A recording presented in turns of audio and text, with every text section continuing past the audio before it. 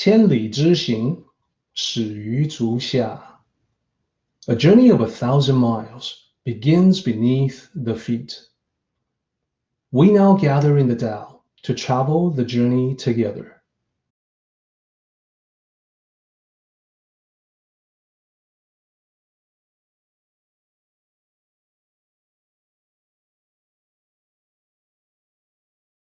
Welcome to Tao Talks with Derek Lin, where we take a deep dive into the Tao Te Ching by Lao Tzu.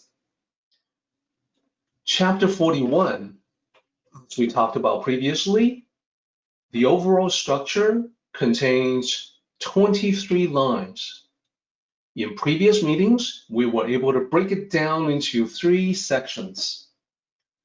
We identified a whole bunch of repeating characters, Chinese characters from line to line, and then we broke them up using those characters as a guide.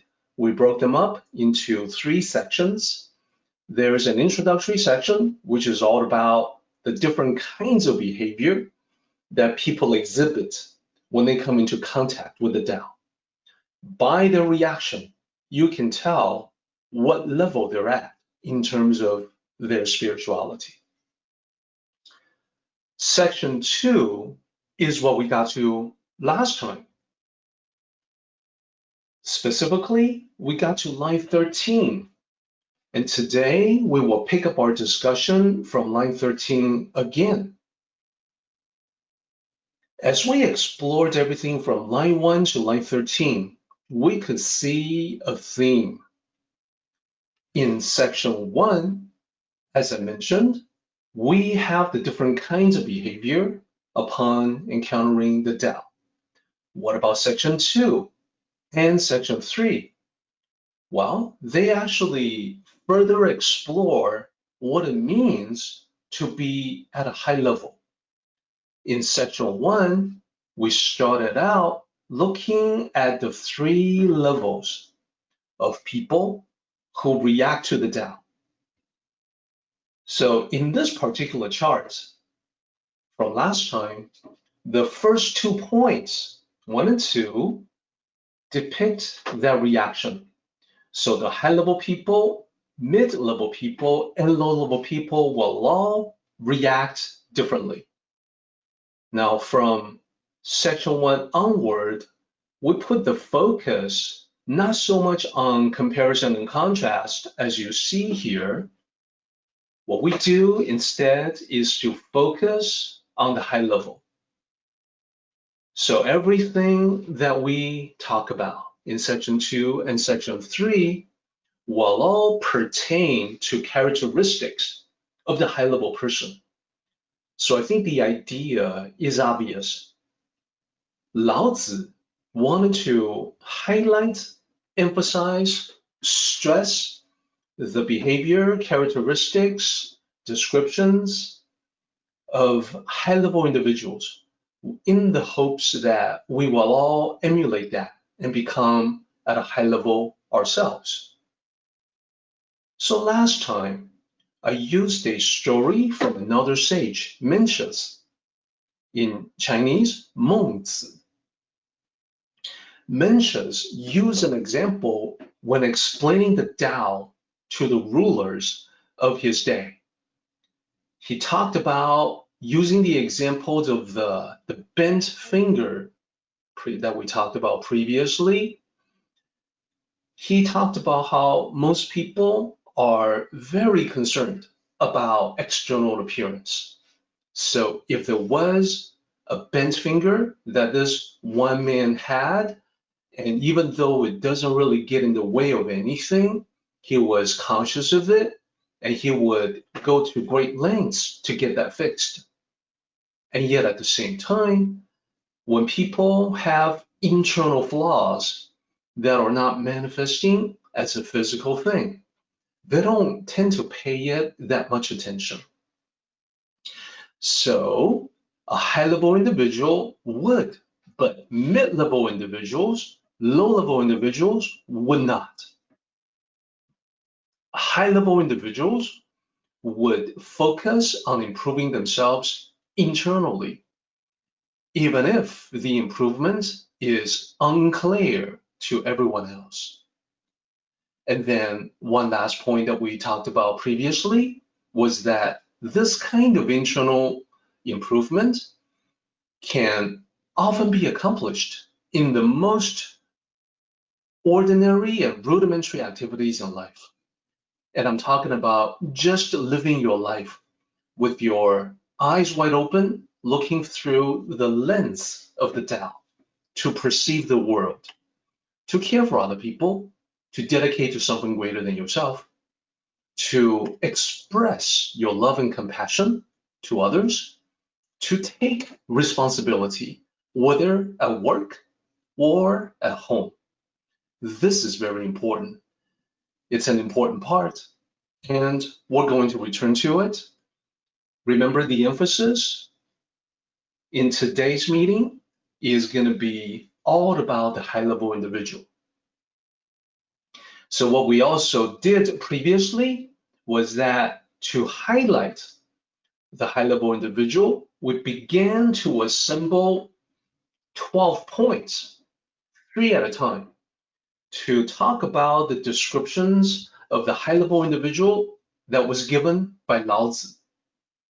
So we got this far before we saw this slide. Before being built up, we had 3 different points that Lao Tzu made, that starting out with the example of the bent finger that I provided before, that the clear Tao we cultivate is often unclear to other people. They don't know that we're doing it. And frankly, they don't need to know. It is for you and you only. Then we also talked about advance and retreat.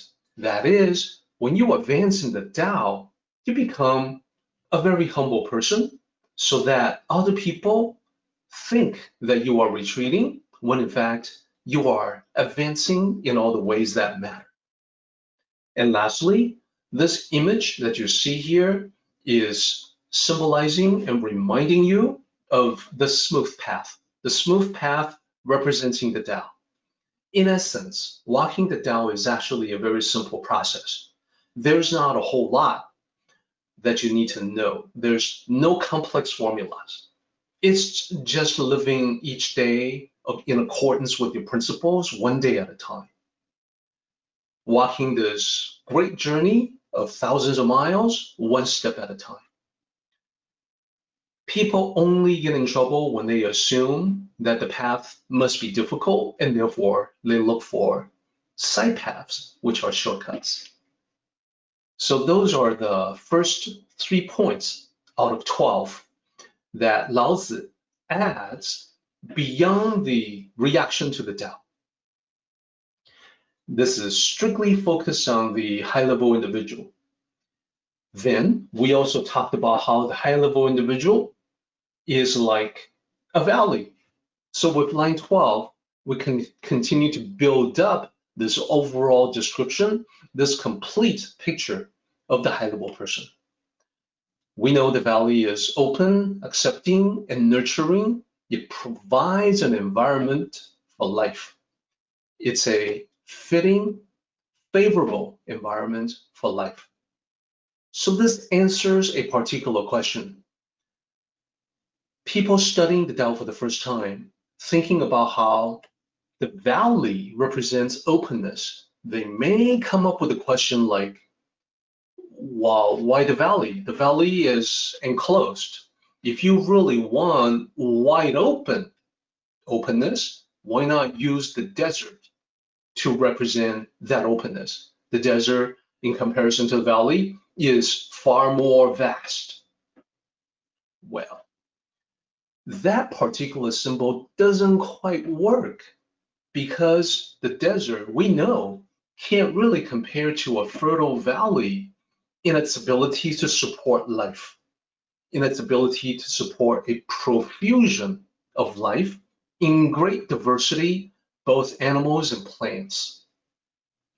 So a Tao sage, a high-level individual, Tao cultivator, is really more like a valley than a desert. in that when you aspire to the higher levels, you become nurturing of all the people around you. Therefore, you are not a desert. You are more like the valley, a valley that supports profusion, diversity of life. So this is what we covered last time, and this brings us to the line where we ended. That line is 13. Great integrity appears like disgrace. When I think about great integrity, I oftentimes think about the Grand Master of the Tao that I respect the most.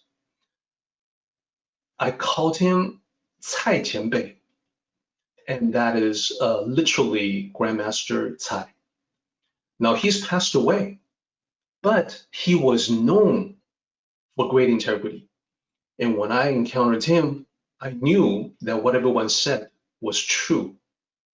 So here was a truly high-level individual, perhaps the highest that I had ever seen, who had this honor and integrity that was just a natural thing with him. I remember the times when other people would suggest to him, you know, this Grandmaster lived in Asia, and people would suggest to him the schemes that they have followed. They would say, well, listen, Grandmaster, if you were to migrate to America, you can enjoy all kinds of social benefits. And what he would say was that, well, those great social systems exist and they've been built up by the people who contribute to this society. I have lived all my life in Asia. I did not contribute to this society. Therefore, I cannot take advantage of the benefits. It would not be in accordance with the integrity of the Tao. And this was completely natural for him.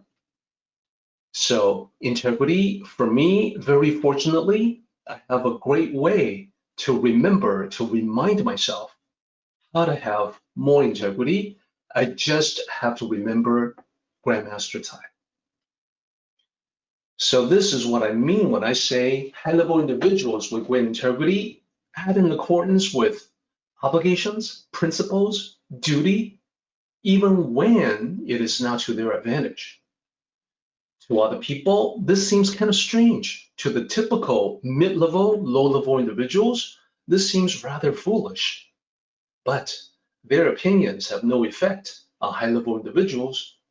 There's never a question with them that they will hold on to the integrity within. When I talk about integrity like this, sometimes I see that it can take people by surprise. People who dabble in the Tao in the West. They may be surprised because all this talk about responsibility and obligations seems to them more restrictive, whereas they feel the Tao should be more permitting, free-flowing, unrestrictive, limitless. They may say to me, Derek, what you're talking about sounds a lot more like Confucian teachings, Confucianism more so than the Tao. Then I have to tell them, no, it's actually the Tao. Even Confucius himself drew his teachings from the Tao tradition. This is actually the genuine, authentic Tao. It takes honor and integrity seriously to the point where you must discipline yourself to do what you believe is right. There's no free-flowing permissiveness within yourself where that is concerned. So on that note of duty and obligations, not just to yourself, but to the people around you, there is actually a story from the Tao tradition to illustrate the concept. And there needs to be a story because otherwise people make all kinds of excuses for themselves. I would like to share that story with you That story is called Two Brothers and the Sage.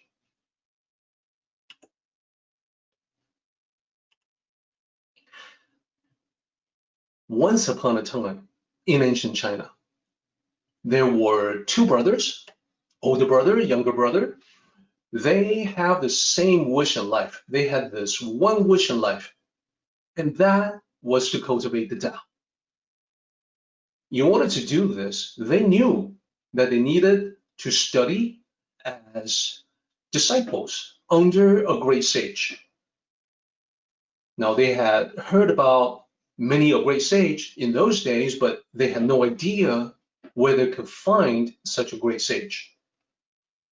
In ancient China, there wasn't any easy way for them to find that out. So they knew, even back in the early days, they knew they would have to travel far and wide in search for such a master, so they could study as disciples under that master. But there was a catch. They could not embark on such a journey to search for the master because they had a problem at home. At home, they had elderly parents and also young siblings. Their parents were too old, their siblings were too young. Both the elderly and the young required constant care. The elderly, because they are weak and sickly, after a lifetime of toil and burden, they could no longer get around very easily. The young, because they were still growing and developing, didn't understand that much about the world. So they had to stick around to provide that care. Therefore, for both brothers, the younger and the older, their family became the factor, the central thing.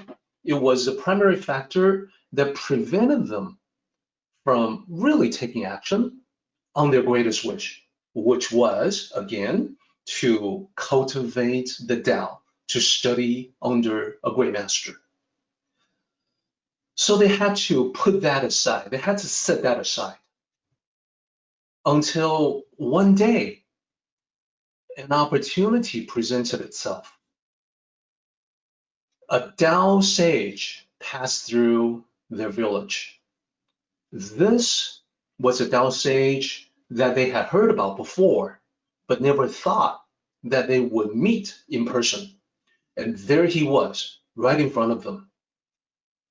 And the brothers, the two brothers, had learned enough about the Tao to be able to immediately recognize that here was the true master.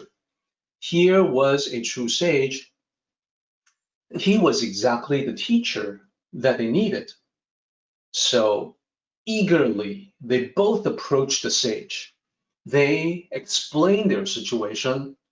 Master, we really want to become disciples. We're not able to go out and search. Here you are in front of us. They begged the sage to take them under his wings. Now, in ancient China, it wasn't an easy matter to just say, hey, I'm gonna enroll to study the Tao. It was very uncertain that a great master would decide to take you on as a disciple. It would actually be, in some cases, very challenging. And some masters have very high and strict standards. And this particular master, this sage, said to them, he said, I have very specific requirements in accepting any disciples, not just you, anyone. I can see that both of you show great potential, but I can also see another thing. I can see that you are both not ready yet. I believe in 10 years, you may be ready to become my disciples. Therefore, here is what we will do. The three of us, we're going to set a meeting, okay? This meeting is for the three of us in 10 years, right here. we will gather again together at this place in 10 years, and at that time, I will give you my decision as to whether or not I accept you as my disciple.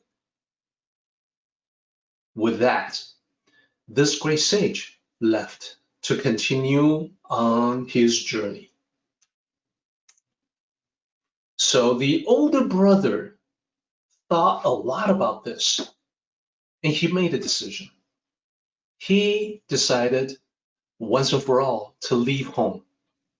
He took his classics and sutras with him, and then he left to travel through the land he intended to learn from his travels. What about the younger brother? Well, the younger brother wished he could leave too. But then he looked at his parents, he looked at his young siblings, and he sighed. He shook his head. He decided that he really needed to stay. If he left too, what would happen to them? It wasn't a question. It wasn't a choice. He had to stay. Even if his older brother did not leave, he would still need to stay, because it was a lot of work caring for that family for just one person.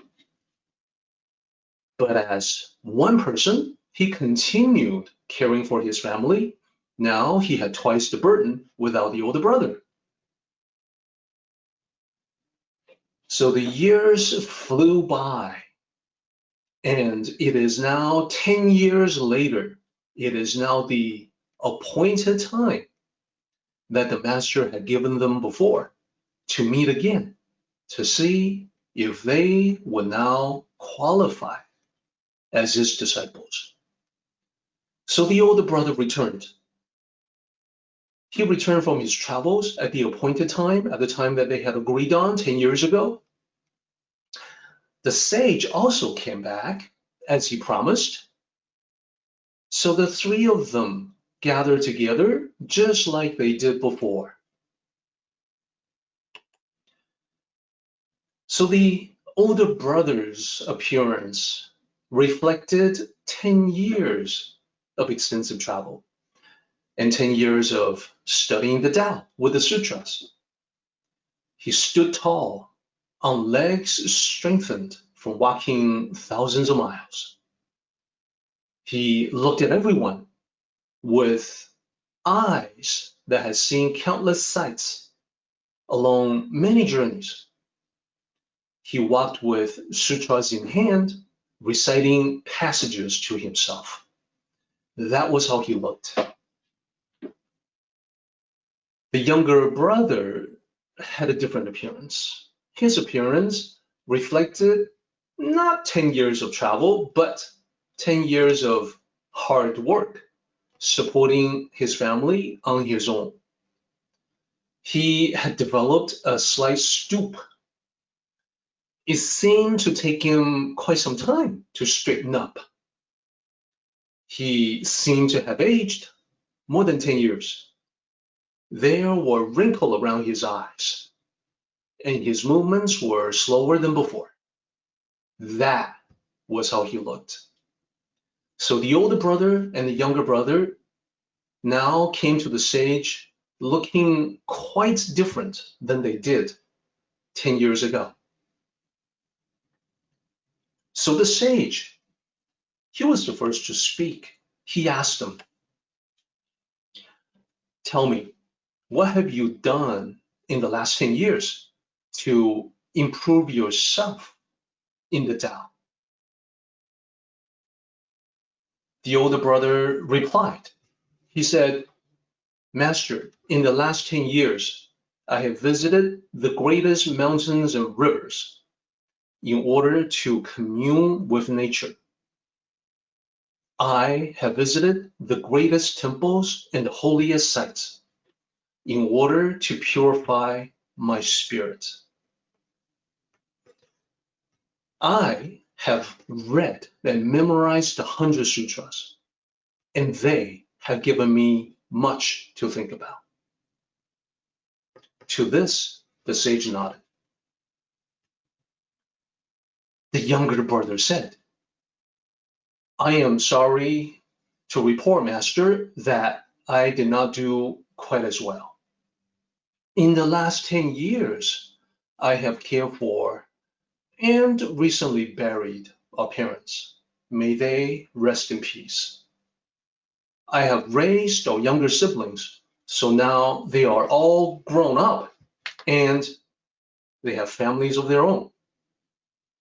Through all of that, I just never had much time to study the sutras.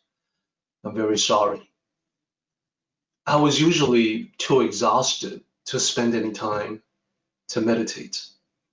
I'm very sorry about that too. I'm afraid I cannot claim any improvements at all. To that, the sage also nodded, and he appeared ready to render a decision. At this point, I want to engage with everyone listening to the story and ask, given everything that we have learned about the Tao, what do you think the master would say? If you feel you know and you understand the reasons, please feel free to type it in as I continue the story. So the sage addressed both of them, and he informed them that he had decided to accept the younger brother as his disciple. This took both of them completely by surprise, as they were both expecting the exact opposite decision. The older brother could not contain himself. He asked, "Why, master?" The sage explained, "The Tao is found in the heart and mind, not mountains or rivers. The spirit is best purified in the home in the presence of your loved ones, not temples or holy sites. To feel true compassion and act on it is a great virtue that is far greater than 10,000 sutras. Never mind the 100 you have memorized. Lastly, but most importantly, the ultimate goal of Tao cultivation is to help all sentient beings out of the greatest and purest compassion. If you cannot be there for your family in their time of need, then you cannot even begin to contemplate being there for all sentient beings in their time of need in spirituality. This is why, after 10 years, you are still not ready. To that, the older brother fell silent. He had nothing more to say. The end.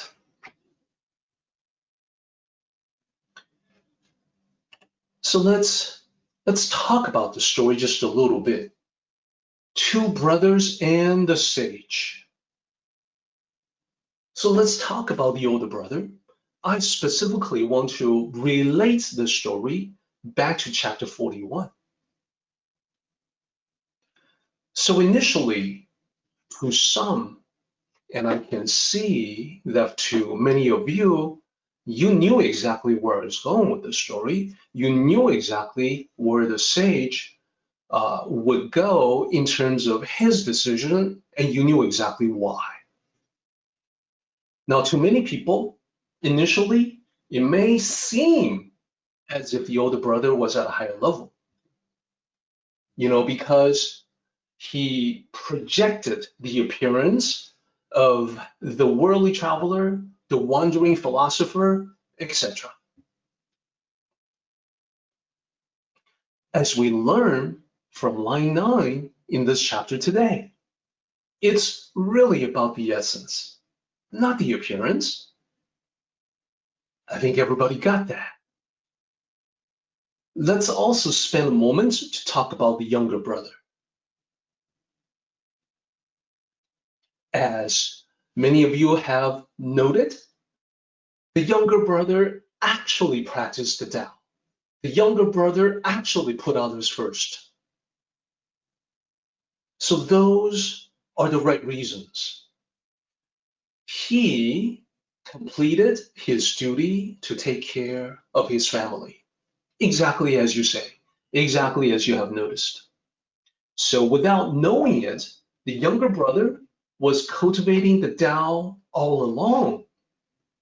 He did that by living his life and being true to his family.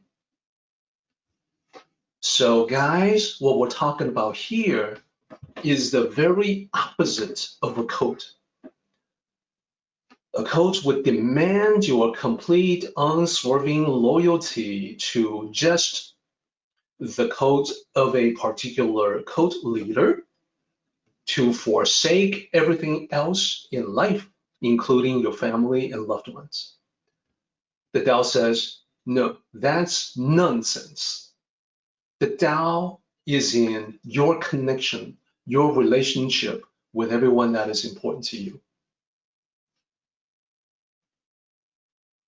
So the younger brother, unlike his older brother, he hadn't seen the sights.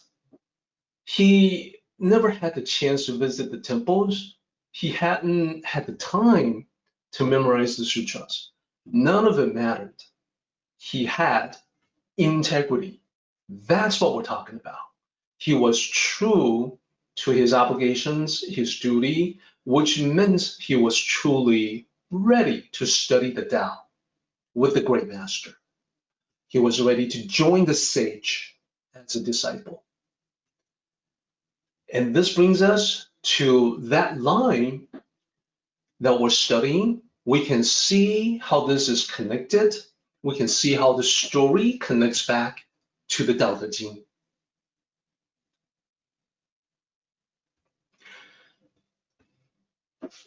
I think a story like this is necessary because without the reminder of this teaching, people may remain fixated on external manifestations.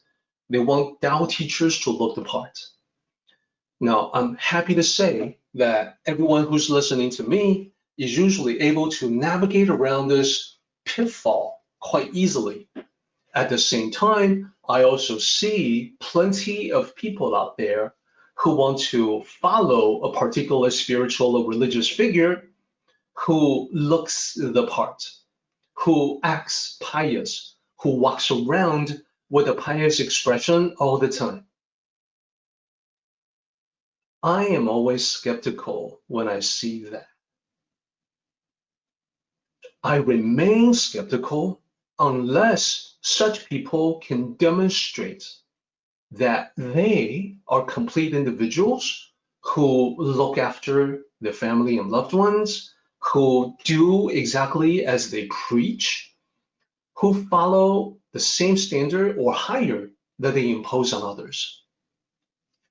And that is because in the Tao, it isn't so much how you look, but what you do. And this is also why it is never ever in accordance to the Tao to drop all of your worldly belongings, your worldly obligations, duties, responsibilities, to go off somewhere remote usually, to cultivate the Tao. That's never the Tao.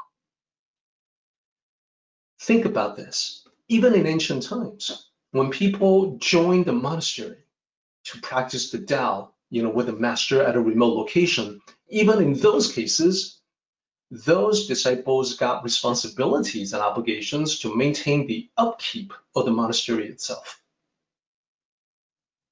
So I am here to say that the Tao is in everyday living, because when you look at everyday life through the eyes of the Tao, you quickly realize you can learn just as much from your dealings with other people as you can from reading or even memorizing sutras, and perhaps even more, because your dealings with other people, it's all practical and relevant. It's all life itself. It's all down to earth. For that reason, in an authentic Tao tradition, you will encounter this expression, which I will explain. 圣凡间修. This expression contains 4 characters. Let me break it down for you one character at a time. The first character, 圣, it means the sacred or the divine. 凡, the second character, it means the mundane, the secular. 间, the third character, means both. And then 修, the last character, means cultivate. If you string them together, you get sacred, secular, both cultivate. Okay, close enough. Here is the translation. Cultivate the sacred and the secular.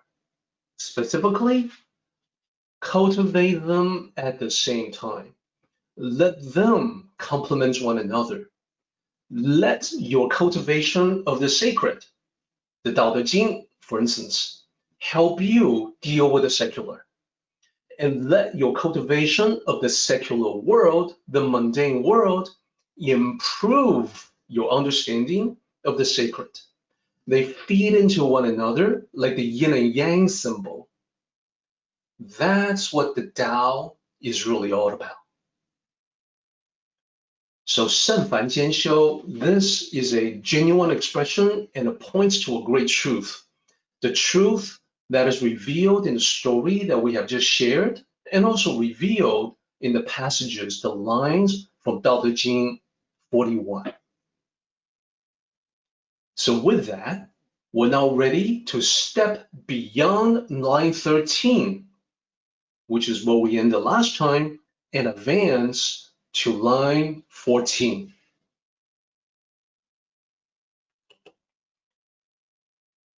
So line 14, encompassing virtue, appears insufficient.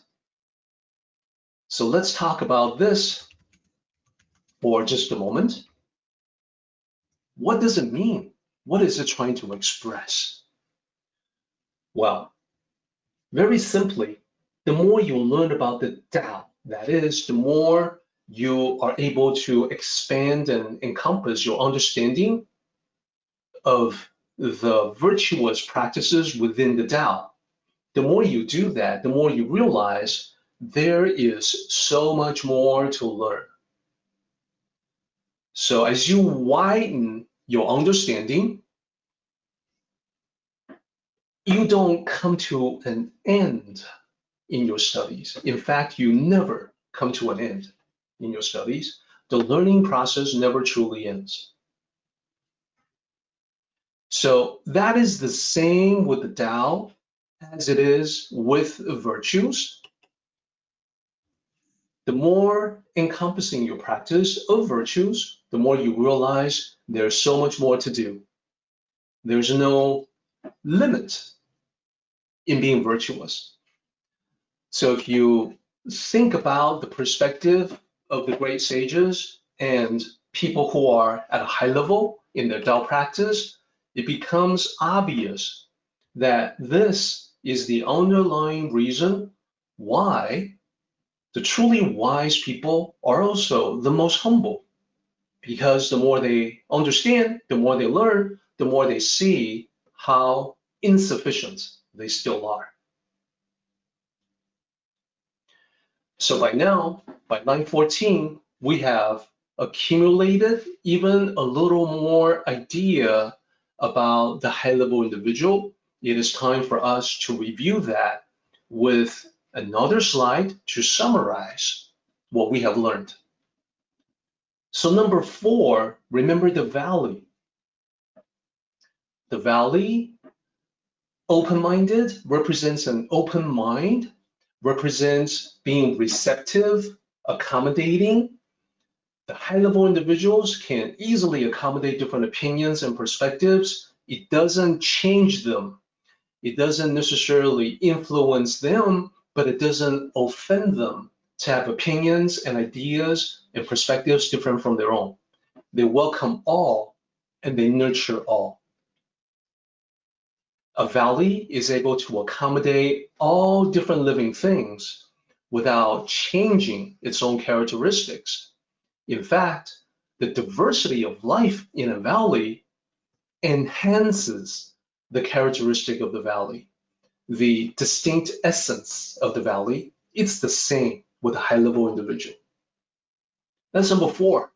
And here's an image of a valley to help us keep that in mind. A fertile valley, one that supports great abundance. Number 5, integrity.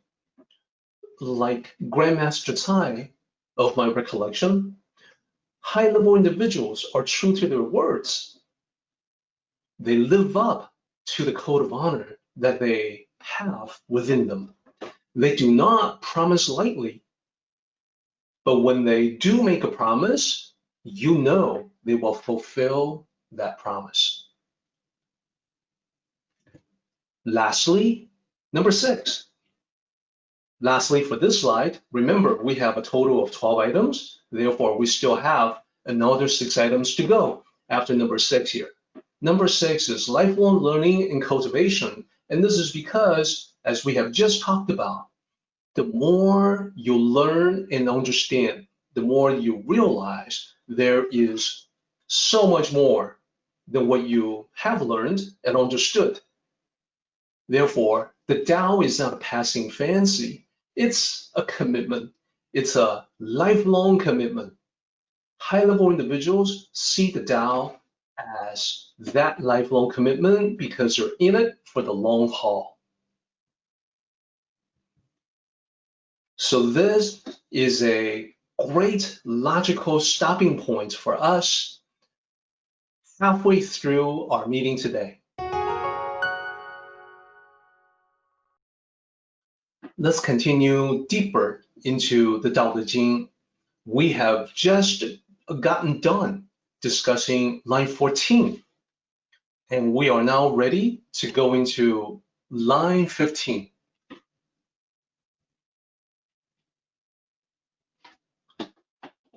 Line 15 says, building virtue appears inactive. This requires a little more explanation. And what I have done here, as you can see, is that I have isolated the last character in line 15 for your attention. This character has romanization here. You may think, looking at the romanization, that it's Tao. No, it's To. Let me explain. In modern Mandarin, To means steal or thief. It can be a verb or a noun. To偷 something is to steal something.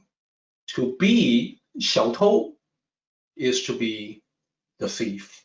Little thief, literally is what it says. So it can be a verb or a noun. Now, that's what it is in modern Mandarin. What about in ancient times, in this particular usage? Well, this is one of those characters that has a related but different meaning in ancient times.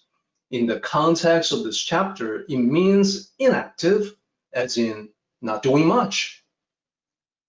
So how do we know that this is the case? Did I just kind of make that up so that it can fit my translation here? Appears inactive? No. This is based on an understanding of ancient Chinese that is mostly not available to the general Mandarin-speaking population today. People who really understand linguistic evolution, the difference between ancient Chinese and modern Mandarin, they can tell that in ancient times, you had a related but different meaning, and the modern usage evolved from that. So here we go. Linguistic expert can still see a trace of this meaning, inactive, in the modern expression, 偷懒. This is a very common expression. People use it all the time when speaking modern Mandarin, 偷懒. You'll see that the first character here, 偷, is the same character we're talking about here. 懒 means lazy. 偷懒 together mean being inactive or not doing much. It doesn't mean to steal something. You know, if you did not really know the difference between modern Mandarin and ancient Chinese, you look at this and you may think, what? Stealing laziness? What is that? What does that mean? Anyhow, back to this particular line.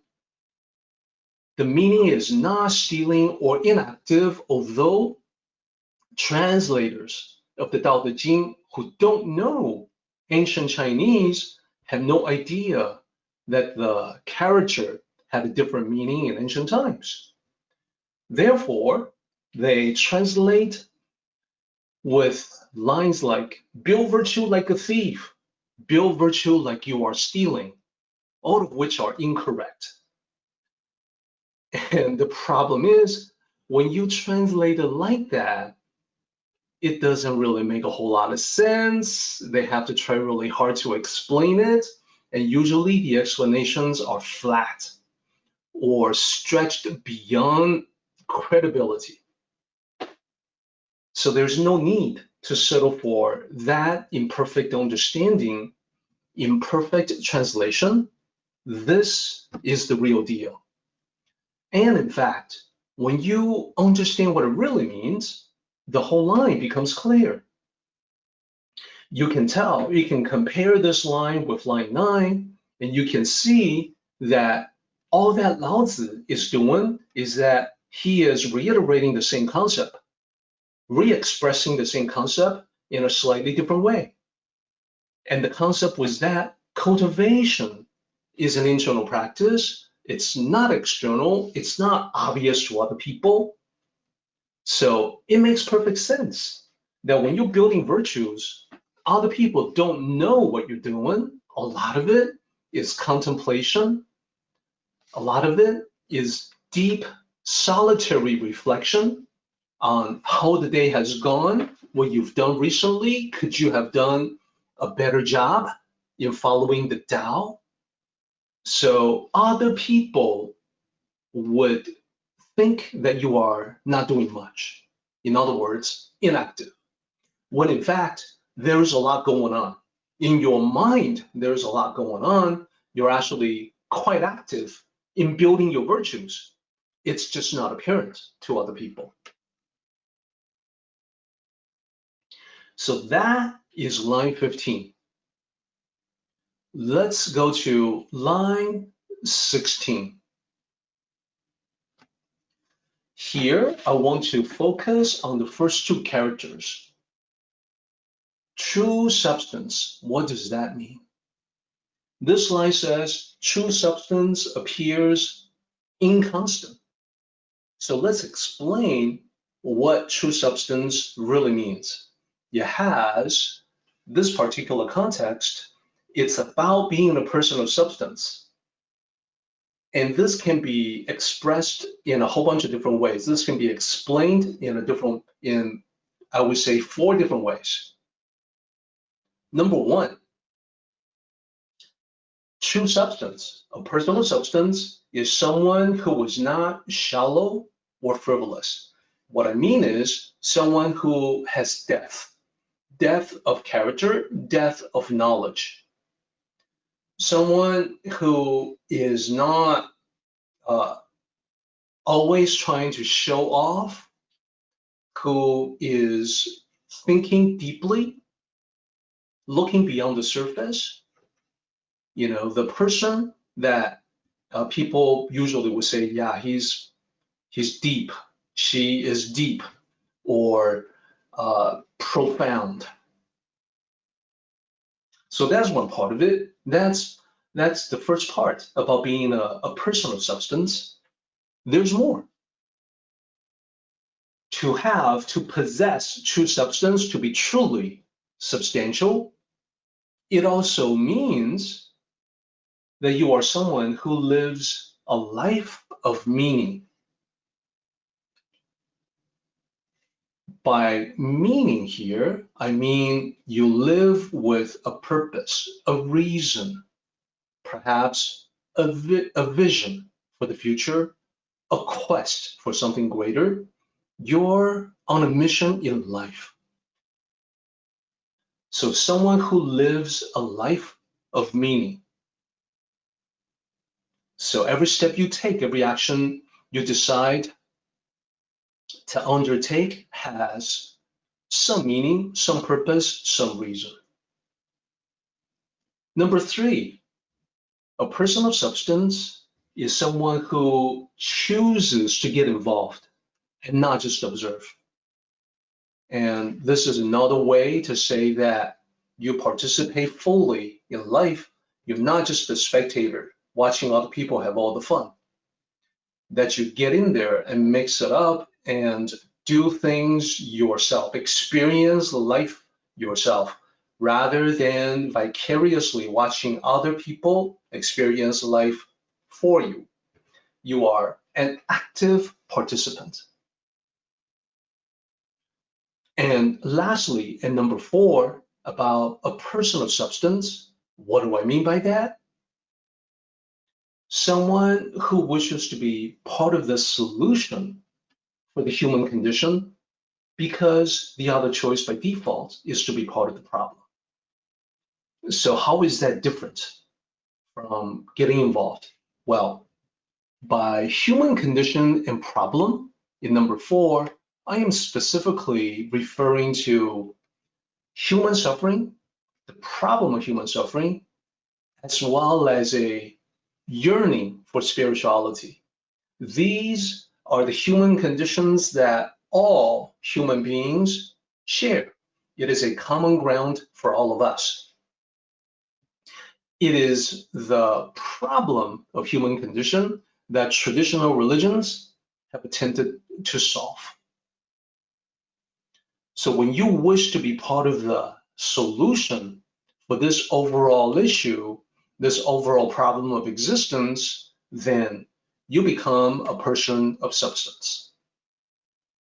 So please take a moment to look at these 4 characteristics and think about to what extent you are able to live up to each one of them. I think by virtue of you listening to this talk, you're probably already checking all 4, or you are on your way, you're well on your way to be able to check off all 4 of these points. Now, having talked about what it means to be a person of substance, let's talk about why. Number 16 says, true substance appears inconstant. If you are a person of substance, in these descriptions, why would you appear inconstant? Here's what it really means. When you are such a person, you are guided by constant principles of the Tao and a personal code of honor. Not only that, but this person, this high-level individual, well, you can tell. Such a person, these individuals, they know where they're going, they know what they want out of life because they have that vision for the future. They're on a quest for something better. They have a mission in life. So they know where they're going, they know what they need to do. At the same time, because their goal is already clear in the mind, they can vary their approach. They can be like water that flows into the ocean, but can choose flexible paths to get to that point, to get to that goal of flowing into the ocean. If water is blocked to the left, it flows to the right. If it's blocked to the right, it flows to the left. Water doesn't particularly care. It knows where it's going. It knows what it wants to do, and it is flexible getting there. So when you're on a mission and you have flexible ways of accomplishing your mission, you can go in a particular direction for a while, find yourself encountering obstacles, and then changing course, keeping the destination the same. You can do this many times. It's a guarantee that you will eventually be successful because you are like water. Problem is, people may not understand this about you. If you are a high-level person, you know where you're going and you're flexible getting there, people may think, they may get the impression that your flexibility is like being very arbitrary and changing all the time, constantly changing and shifting unpredictably. So to them, you appear inconstant. They don't realize that it's the sign of a greater constancy. And most likely it's because they have no idea what your life goal, your mission, your quest, your vision, they don't know anything about that. That's why number 16, that it appears inconstant, even though it is the greatest constancy.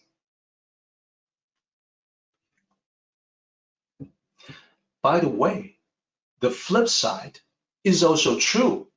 What I mean is, there are people who are inflexible, who are stubborn, who are dogmatic. They're stuck in their ways. It's not leading to a great direction, but they won't change. This stubbornness, lack of flexibility, this dogmatic nature, a lot of times people will mistake that by thinking that this person is tough, strong, a bedrock, principled, or consistent, or steady, even though they're actually headed in the wrong direction and they won't change course. That's the flip side.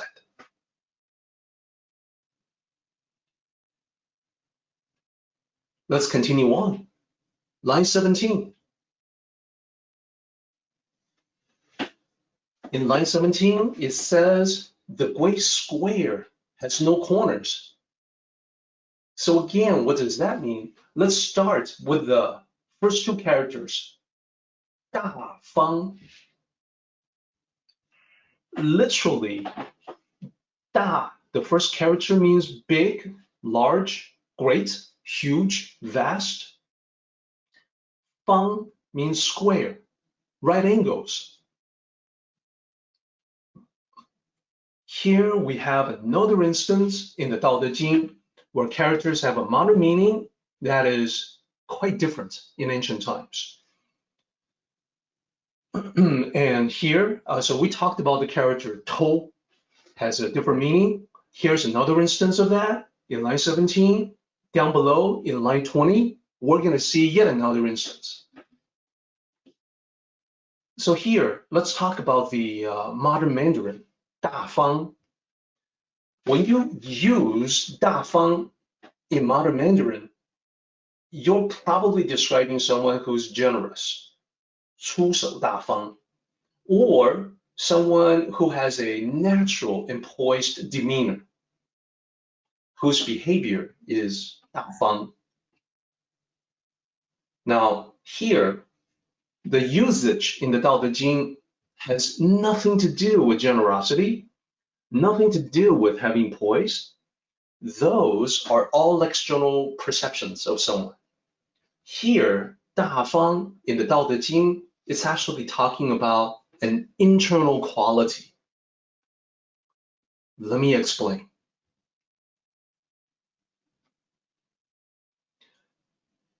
Here, to be square is actually a little similar to the English expression being square.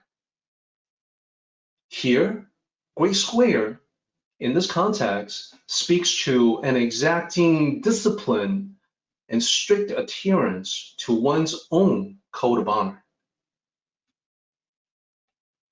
Sometimes we talk about someone being so square that he won't cut loose and have any fun. It's kind of like that by coincidence. This is just a coincidence that the meaning of square happens to be similar in two different languages. Now, I talked about how this is actually an internal quality. Let me expand on that. Now, we previously in this particular chapter talked about the clear Tao in line 9, that it's actually referring to one's internal cultivation of the Tao. Here it is similar. Clear Tao is about your internal cultivation of the Tao that brings clarity to life. Here, the Great Square is all about the self-imposed disciplines. That is completely internal, not the external perception of modern Mandarin expression, but an internal quality. So what this really means is that Tao cultivators expect much from themselves. They demand more from themselves. They are exacting and disciplined within themselves. So to have great square, to be a great square, in this case, means exactly that. That internally high-level individuals, Tao cultivators, sages, they are uncompromising in their practice of virtues and the Tao within. So I have to say, guys, that this concept of being very exacting with yourself, this is authentically Tao. This comes from the great Tao tradition for thousands of years. But this is a concept that I find to be unfamiliar to many who study the Tao in the West. Instead, I see a lot of, it's okay, flow with it. Everything is fine. Relax. Of course, in the authentic study of the Tao, there is also great emphasis on being loose and relaxed. In the West, though, it really seems like for many people, that's all that the Tao talks about. They don't really have this part from the genuine traditions, from the Tao Te Ching itself. So this can be unfamiliar to many in the West. So my contribution to the study of the Tao is to bring in the real deal, the undiluted stuff, the good stuff, the original. That is, to people who care. There's any number of people out there who don't care. There's any number of people out there who just want to study the Tao and hear people talk about what they already want to hear, which is that everything is okay, whatever they do is okay. In the real Tao, it's not okay, or it depends. If you're on the right path, it's fine, but there's probably room for improvement. Okay, so let's put it all together, all four characters.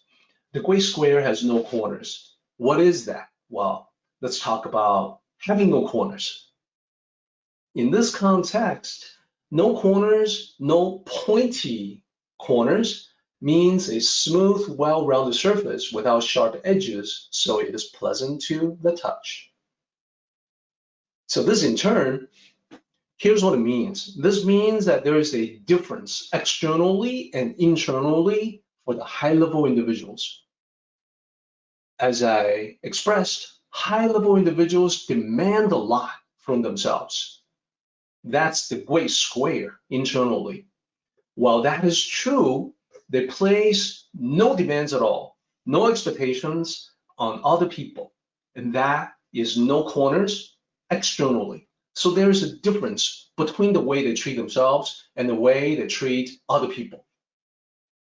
This is a mainstay, this is the fixture in the study of the Tao, the study of the authentic Tao. And in fact, sages would often use Chinese coins as a visual reminder of this principle.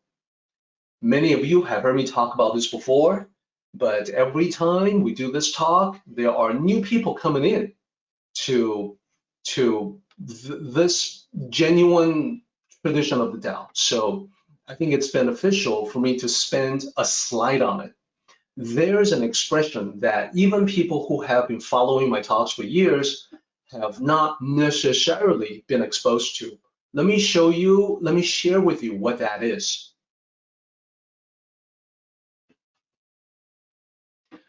内方外圆. And here is an image of the Chinese coins that is usually utilized as a symbol for that. So before we get too far, you're going to notice Chinese characters on the surface of these Chinese coins.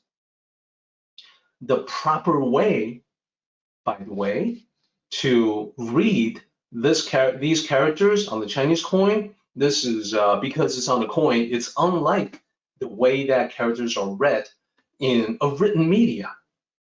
It's 招财进宝. It's top down, right, left. So again, unless you have someone who grew up in the culture, you would not know that. 招财进宝. What does that mean? It means to welcome fortune, to bring in treasures. So very appropriate to have that inscribed on a coin, because coin, after all, is the very symbol of commerce. It represents prosperity and abundance in the material side of life. Now, let's go back to this expression, 内方外圆. What does that mean? We can break it down into halves, 2 characters and then 2 characters. Starting with 内方, so this is read from left to right. So here we go. Let's analyze the first 2. What do they mean? Literally, here's what they say. 内 means internal. 方, same thing, means square. Internally, square. Well, looking at the coin, it's pretty obvious the internal square that this is referring to. Here's the meaning. Brutal honesty with yourself. No self-delusion. If you can't be honest with yourself, you also cannot be honest with anyone else. This is an absolute requirement for yourself to live up to your own ideals, which means no excuses. Decide on what your ideals are and stick to them no matter what. And you can see how this is related to having great integrity, having this unshakable, stoic code of honor. So that's 内方, to be very exacting internally. So by the way, why do the ancient Chinese coins have this square hole in them? Actually, it's very simple and it's very practical. In ancient times, people would pull a string through a whole bunch of coins and tie that string to keep a bunch of coins together. Very practical. Very good idea. It kind of makes you wonder, hey, how come we don't do that? We could do that, but we don't. So no nation today has coinage that looks like the ancient Chinese coins, although I think the ancient Chinese, they were onto something. Very practical considerations. So let's talk about the other half. 外元, the two other characters. So here's the pinyin romanization for the two characters. What do they mean? Well, the literal meaning, I think you can actually guess. I think by following this talk up until this point, you can probably figure out that 外元 would be the opposite or the complement of 内方. If so, you are correct.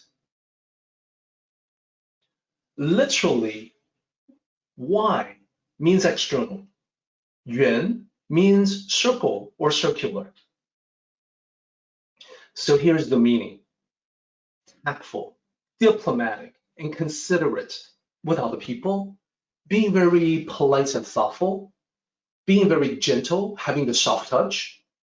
And this is coming from a place of compassion. Let me explain. There's a figure that I want to bring to your attention, a modern figure, someone who's still alive and well today. Actually, someone who enjoys some fame because of what he had done. I am talking about a gentleman by the name of Chris Hadfield. You may know who that is. If not, it will be easy for you to find out who that is by a quick search on the internet. Chris Hadfield. He is an astronaut, engineer. He came from a background as a former Royal Canadian Air Force fighter pilot. From there, he became an astronaut. And he was the first Canadian astronaut to walk in space. He has flown 2 space shuttle missions. He has served as commander of the International Space Station. So this is an incredible individual.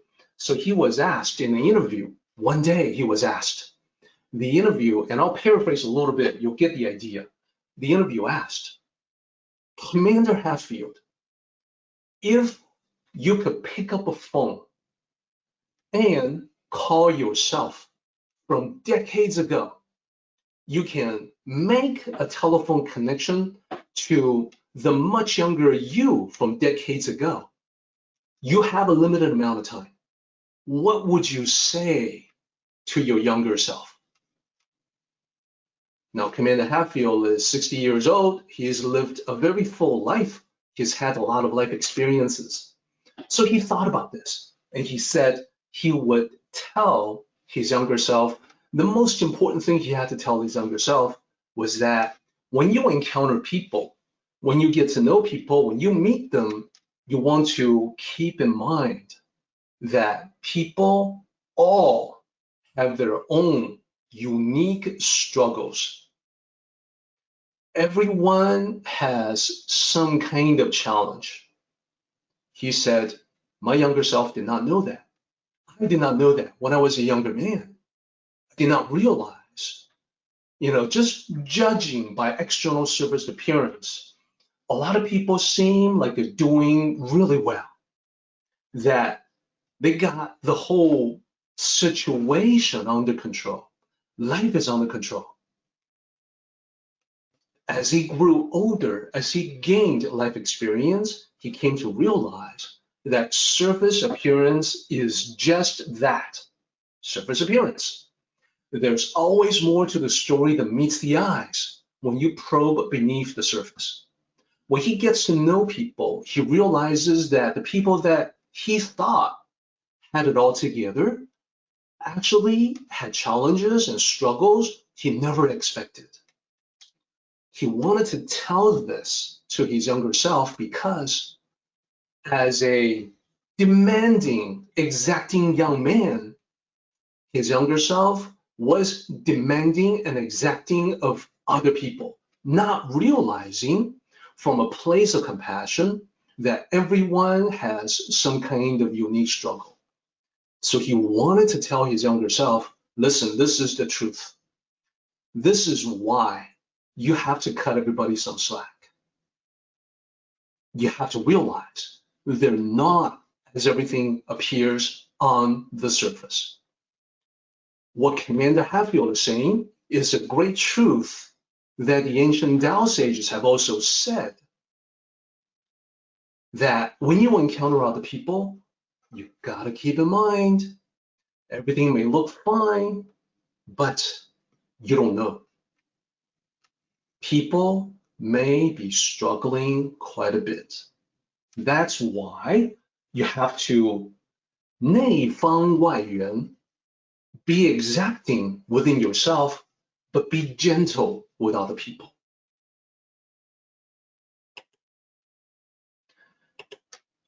So yeah, I think that's really kind of cool.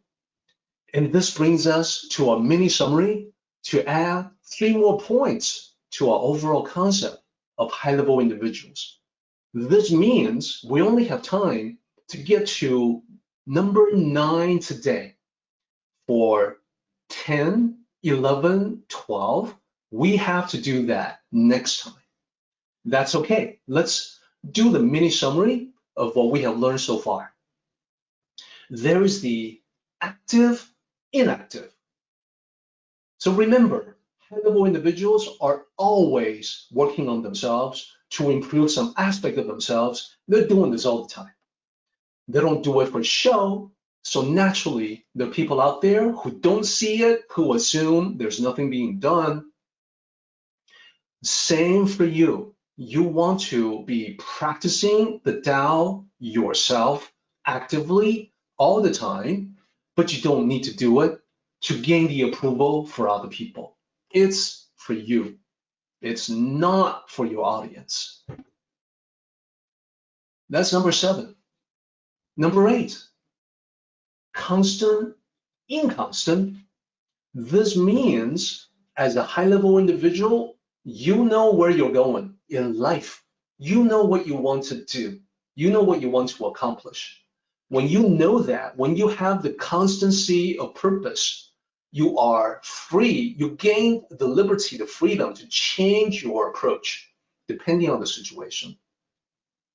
Because you're going to end up in the same place, the place that you had aimed your life.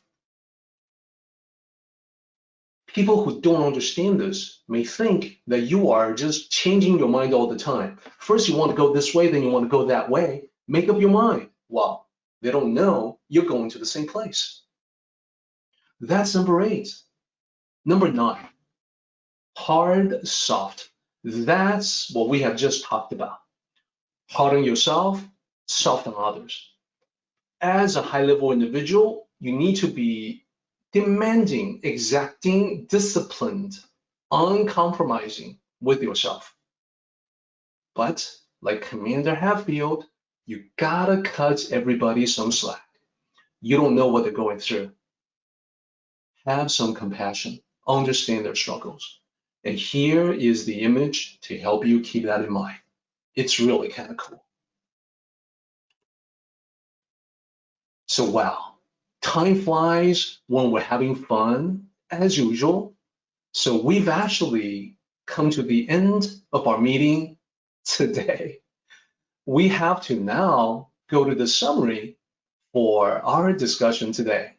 And our summary is going to have 3 slides, repeating the same information that you have seen. This is because it's my job to remind everyone that you want to aspire to become a high-level person. 上士. So here it'll say, let us assemble all 12 points about the high-level person.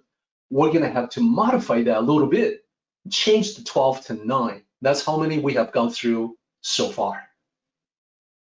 The first 3, as you can see, the clear, unclear means that as you're cultivating the Tao that brings clarity to life, what you do is going to be unclear to other people.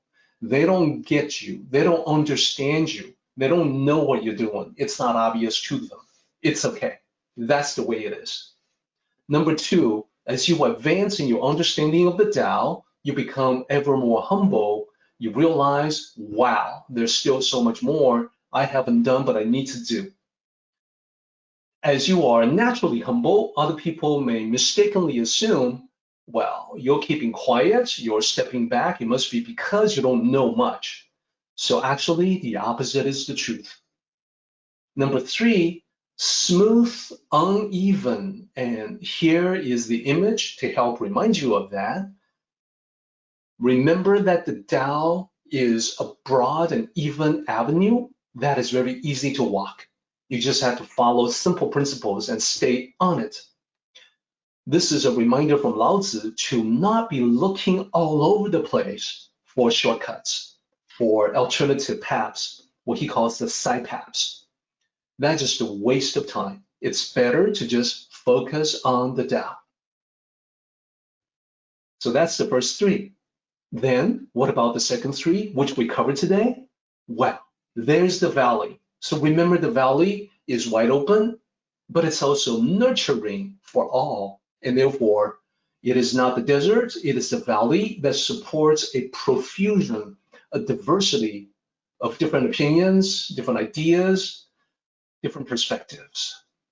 It's okay. Everyone can live together harmoniously under the big tent. The big tent, that is the valley. Doesn't mean you have to agree with everybody. You can still be true to yourself, but you can be tolerant, you can be accommodating. Number 5, integrity. So this is the example of senior Grandmaster Tsai that I talked about.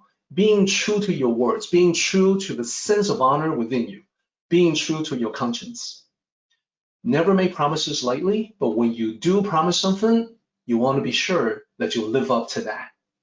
Living up to your obligations, duties, responsibilities, as you heard today from the story about the 2 brothers. Number 6, lifelong learner, lifelong cultivator.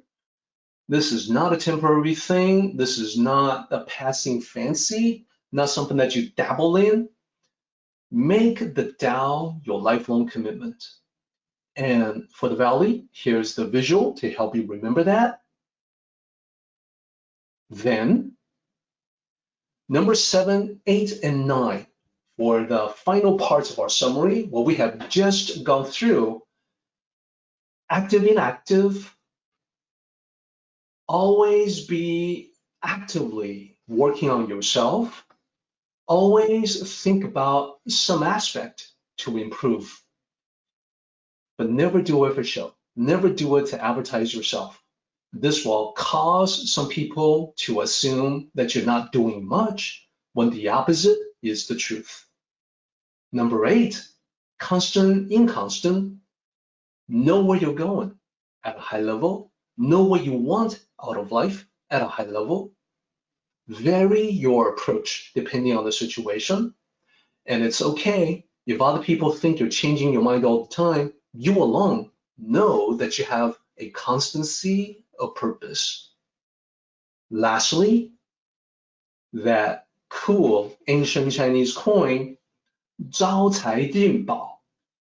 High-level individuals are squarish or hard on themselves, but soft or gentle on everyone else. So that summarizes the first 9 points, which is in correspondence with everything that we have studied so far in chapter 41. Our meeting has come to an end, but the journey continues on. Let us travel safely. Until next time, may the Tao fill you with peace and happiness.